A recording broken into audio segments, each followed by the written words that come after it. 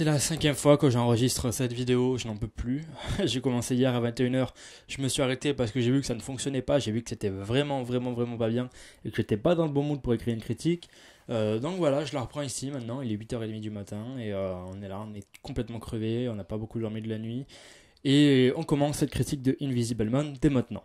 C'est le retour de Studio Blumhouse après moins d'un mois d'absence, voilà, comme quoi les mecs ils sont vraiment à fond, ils sont vraiment partout. Ils nous ont récemment offert Nightmare Island que j'ai critiqué sur cette chaîne et vous pouvez aller voir la vidéo, je vous laisse quelque part le petit lien dans cette vidéo, voilà, je parle du film, il est encore en salle, donc si ça vous intéresse allez-y, même si j'étais un peu mitigé sur le film, vous pouvez tout de même voir la vidéo. Ce qui est bien avec les studios Blumhouse, c'est qu'ils font plusieurs sorties dans l'année, ils en font même de plus en plus je trouve, donc c'est un studio qui a bien la cote et qui marche super bien et j'ai envie de dire tant mieux, voilà, c'est pas donné à tout le monde, même s'ils n'ont pas la réputation de faire d'excellents films et de très bons films, ils ont même la réputation de faire des films qui gâchent un petit peu leur potentiel, ça peut procréer une attente vis-à-vis des spectateurs et donner lieu quelquefois à des événements, voilà, enfin moi personnellement maintenant un Blumhouse ça va être peut-être un film que j'attends maintenant, parce que enfin quelquefois ils sont bons, quelquefois ils sont mauvais, mais voilà, c'est des petits films comme ça qui sortent un peu chaque année. Et ça me plaît, moi j'aime bien ce genre de choses. Voilà, c'est un petit peu le MCU, mais version horrifique. Et j'aime bien ça. Invisible Man est un film réalisé par Leigh Whannell, réalisateur de Insidious 3 et de Upgrade. Upgrade que je n'ai pas vu du coup, mais qui a eu un très bon succès critique. Donc vraiment, je vais pas tarder à aller le voir parce que moi déjà il m'intéresse, j'ai vu que le pitch m'intéressait fortement.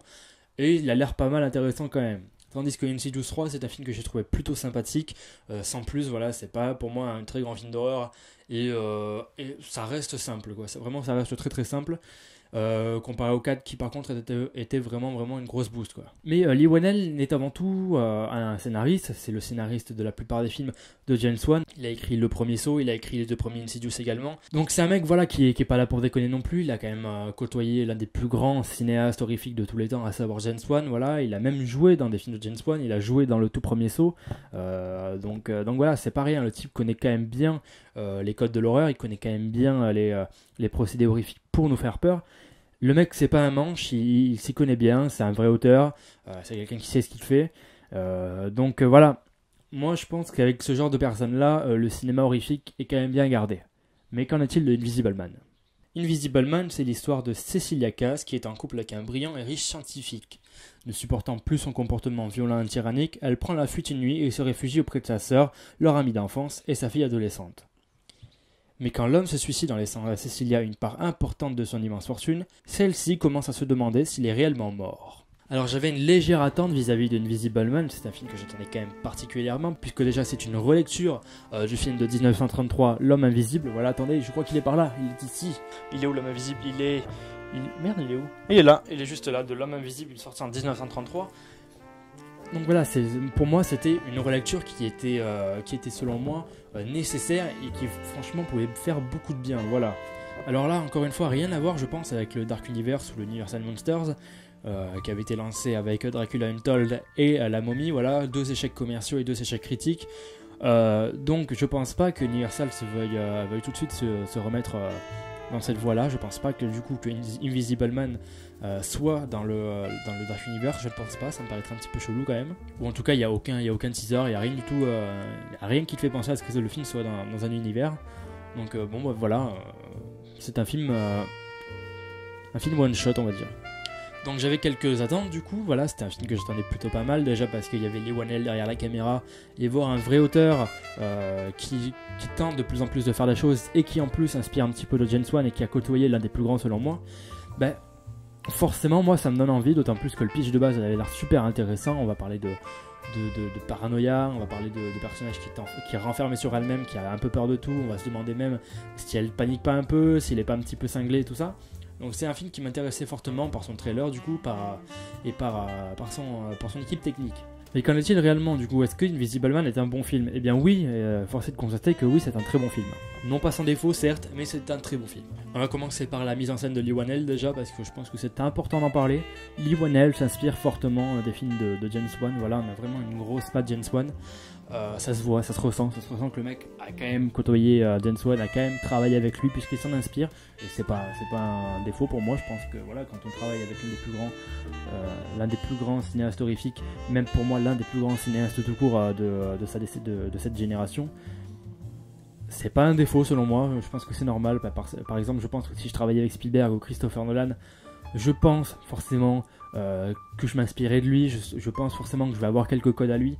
C'est comme par exemple, on prendrait un niveau musique par exemple, on prendrait Lorne Balfe par exemple, Lorne Balfe qui a composé la musique de Mission Impossible Fallout, qui ressemble énormément à une bande originale de Hans Zimmer. Eh bien c'est normal puisque Lorne Balfe a travaillé avec Hans Zimmer et a été formé par Hans Zimmer. Donc voilà, enfin pour moi c'est pas forcément un défaut que Lionel s'inspire des films de James Wan et s'inspire de la réalisation de James Wan.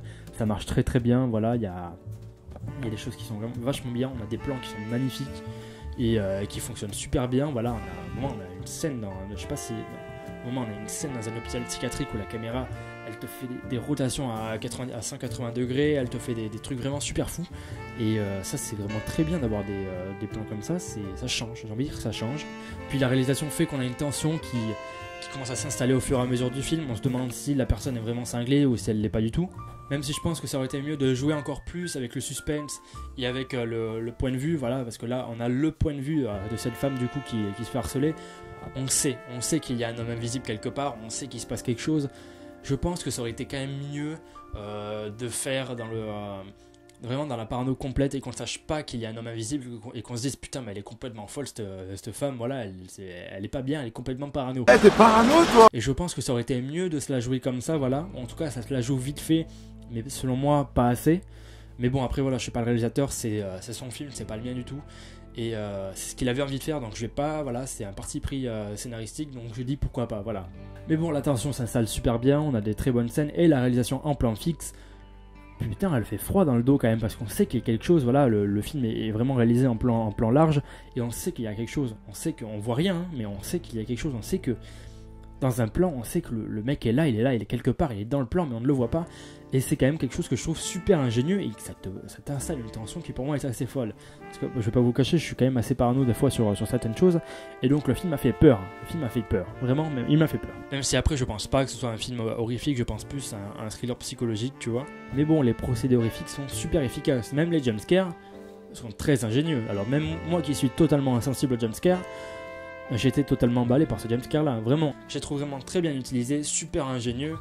On s'y attend pas vraiment, ils arrivent à des moments où on s'y attend pas vraiment, et ils sont très très bien utilisés, et d'autant plus que la bande originale de Benjamin Wallfisch, qui a travaillé avec Hans Zimmer d'ailleurs, est très très bonne aussi, vraiment. Elle installe une ambiance vraiment anxiogène et vraiment terrifiante selon moi, et ça marche très très bien.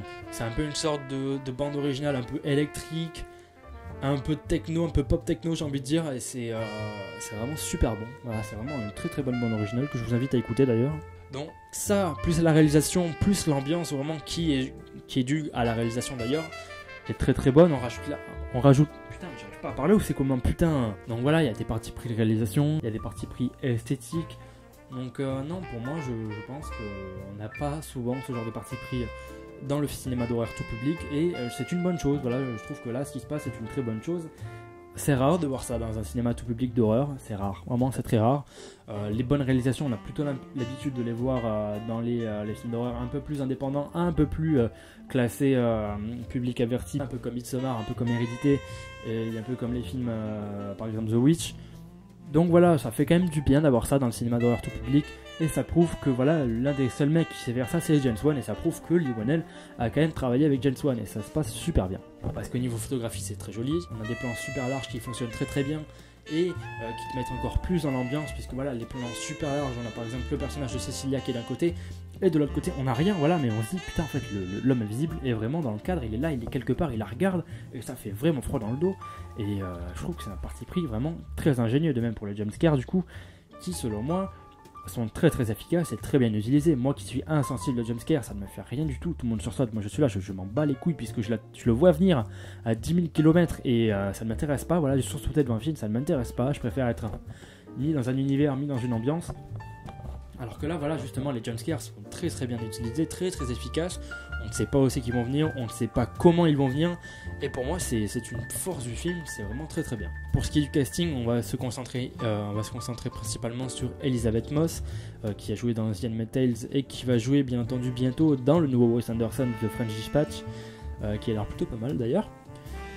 C'est une très très bonne actrice et c'est selon moi la nouvelle Jamie Lee Curtis de Halloween. Voilà, on a ces grands rôles iconiques, voilà, qu'on voit dans les films d'horreur des années 80-90. Voilà, par exemple, bah voilà, Halloween, on a eu Jamie Lee Curtis.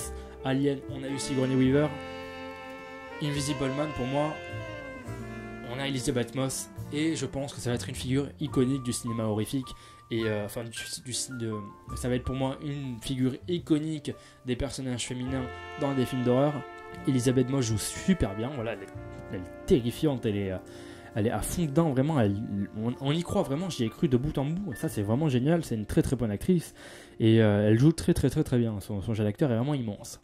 Puis même le propos, voilà, le propos c'est pas un propos qui est souvent, pour moi, qui est pas assez souvent adapté au cinéma, voilà, le propos du pervers narcissique, de la possessivité d'un homme également, voilà, c'est une femme qui est terrifiée, qui ne sait plus quoi faire, qui n'en peut plus, puisque elle a dû quitter son mec, puisque ce mec est un pervers narcissique, c'est un mec qui est totalement possessif, qui est impulsif et c'est une ordure quoi, c'est une ordure et je trouve que ce n'est pas assez représenté dans le cinéma actuel et qui je pense n'est tout de même pas assez exploité dans le film. Je pense qu'on aurait encore plus mieux l'exploiter avec cet homme invisible. On aurait quand même pu plus l'accentuer sur le fait que l'homme invisible soit vraiment invisible, voire même qu'il n'existe pas. On aurait quand même pu accentuer encore plus sur la paranoïa de la femme qui est très bien retranscrite dans une scène où elle va rechercher son courrier vite fait quoi, parce qu'elle en a peur, elle a peur de sortir de chez elle. Il y a une scène où elle va vite sortir pour aller chercher le courrier.